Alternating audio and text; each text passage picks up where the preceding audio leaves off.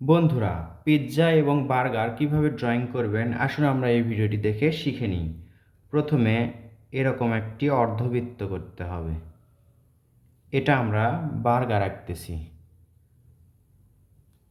অর্ধবৃত্ত আঁকার পর এটা সমান দাগে এটার সাথে মিলে যাবে। এবার কি হবে, এখান থেকে দেখুন একটু বাড়তি দাগ হবে, এই পাশ থেকেও একটা বাড়তি দাগ হবে। হওয়ার পর এই যে এইভাবে ঢেউ ঢেউ করে এটার সাথে মিলবে। ধাপে ধাপে আমরা আঁকবো। এরপর দেখুন এখান থেকে একটা সোজা দাগ, এখান থেকে আরও একটা সোজা দাগ, এই দুই দাগটা আবার মেলাতে হবে। মেলানোর পর একই রকম করে উপরে যেরকম করছিলাম সেরকম দাগ আঁকলাম। এবার একটু ঢেউ ঢেউ করেই এটার সাথে মেলাবো, কিন্তু এই ঢেউটা অন্যরকম। আবার আরেকটা ধাপ। এভাবে আঁকলে আপনার জন্য অনেক সহজ হবে। আবার কি করতে হবে, নিচে আরও একটা ধাপ। এভাবেই আমরা একটি বার্গার আঁকলাম। চাইলে এটার উপরে এভাবে দেখুন চ্যাপ্টা আকৃতির গোল আঁকতে পারেন। এদিক ওদিক আঁকতে হবে, বার্গারের উপরে দেখবেন এরকম থাকে। রং করলে অনেক সুন্দর লাগবে। দেখতেই পাচ্ছেন উপরের অংশতে আমরা কমলা রং করছি। খেয়াল রাখতে হবে যেন এইগুলো দাগের মাঝে না যায়। আমরা ওই দাগের মাঝে আবার হলুদ রং করব। প্রথমে কমলা রং পুরোপুরি করব, যে কোনো রঙেই রং করতে পারেন। এবার এই রংটাই আবার নিচে করব।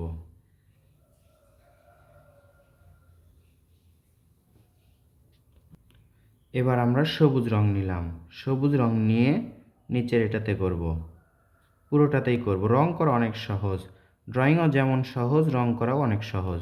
দেখতেই পাচ্ছেন, আশা করছি ভিডিওটি একবার দেখলে আপনিও আঁকতে পারবেন। এবার আমরা লাল রং করছি।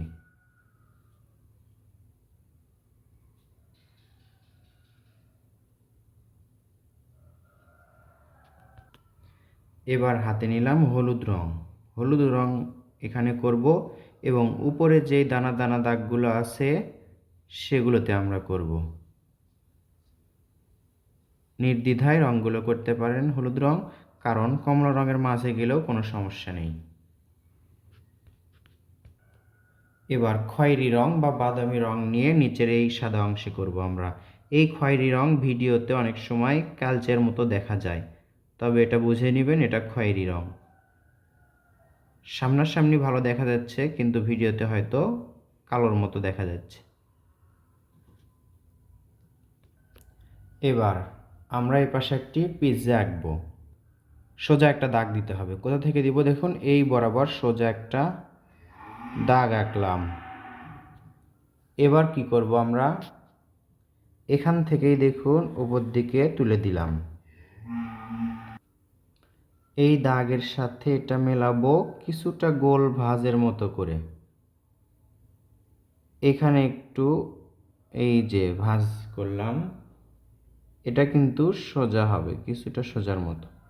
আবার এটা এখান থেকে একই রকম ভাঁজ দাগ হয়েই এটার সাথে মিলবে।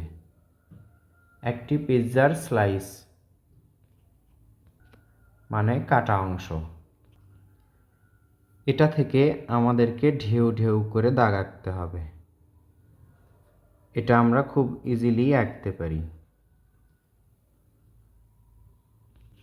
মাঝে আঁকতে হবে গোল দাগ, একটা, দুইটা, এখানে অর্ধেক, এখানে অর্ধেক এবং এখানে অর্ধেক। আবার দেখুন এটার মাঝে আরও একটু দাগ আঁকতে হবে অর্ধ গোলের মতো করে, এরকম। আবার দেখুন অর্ধ গোলের মতো করে, এরকম এরকম দুই একটি দাগ আঁকলেই হবে।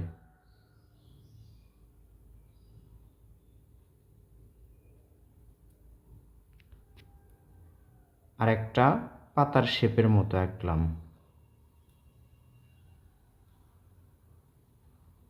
বেশি আঁকার প্রয়োজন নেই। এবার আমরা রং করব। রং করলেই পরিপূর্ণতা আসবে। পাতার মতো যেই দাগটা আছে এটাতে আমরা সবুজ রং করব। এখানে যে দাগটি দেখতে পাচ্ছেন ফুলকপির মতো, এটার আমরা মাঝে একটু ছাই রঙের মতো করব। দেখুন কোথায় মাঝে, ইচ্ছা মতো একটু সাদা এবং একটু ছাই রং রাখলেই হবে। এবার দেখুন লাল রং নিলাম এবং বৃত্তের মাঝে পুরোপুরি রং করছি লাল রং। যে কয়েকটি বৃত্ত আছে সবটাতেই আমরা লাল রং করছি। যদি আপনাদের কাছে সাদা রং থাকে এরকম, তাহলে এভাবে ফোঁটা ফোঁটা দাগ দিতে পারেন। এই যে দেখতে পাচ্ছেন আমরা ফোঁটা ফোঁটা দাগ দিচ্ছি। যদি সাদা রং থাকে, আর যদি না থাকে তাহলে দেওয়ার দরকার নেই, এমনিতেও হবে। এটা একটু বেশি সৌন্দর্য করে। এবার আমরা দেখতেই পাচ্ছেন মাঝের দাগগুলো বাদ রেখে পুরোটাতেই হলুদ রং করছি, একেবারে পুরোপুরি হলুদ রং। এরপর কমলা রং নিলাম, অথবা এখানে লাল রঙও করতে পারি আমরা। কমলা রং নিয়ে এখানে রং করব। রং খুব আস্তে আস্তে করতে হবে যেন দাগের বাইরে না যায়। এবার আমরা এটাতে পুরোটাতেই রং করব হচ্ছে কাঠালি রং, কাঁচা হলুদ রঙের মতো। দেখতে পাচ্ছেন এর থেকেও যদি একটু গাঢ় হয় সমস্যা নেই, চাইলে হালকা খয়েরি রং করতে পারেন। গাঢ় খয়েরি রং করা যাবে না। আমি যেখানে এখন রং করতেছি এটা হচ্ছে কাঠালি রং, চাইলে এখানে খয়েরি রঙও করতে পারেন, তবে গাঢ় খয়েরি নয়, হালকা খয়েরি রং করতে পারেন। আর যদি কাঠালি রং থেকে থাকে কাঠালি রঙই করতে পারেন। রং একটু কম বেশি হতেই পারে, এতে সমস্যা নেই। তো বন্ধুরা, ড্রয়িংটি কেমন লাগলো জানাবেন কিন্তু কমেন্ট করে। ধন্যবাদ।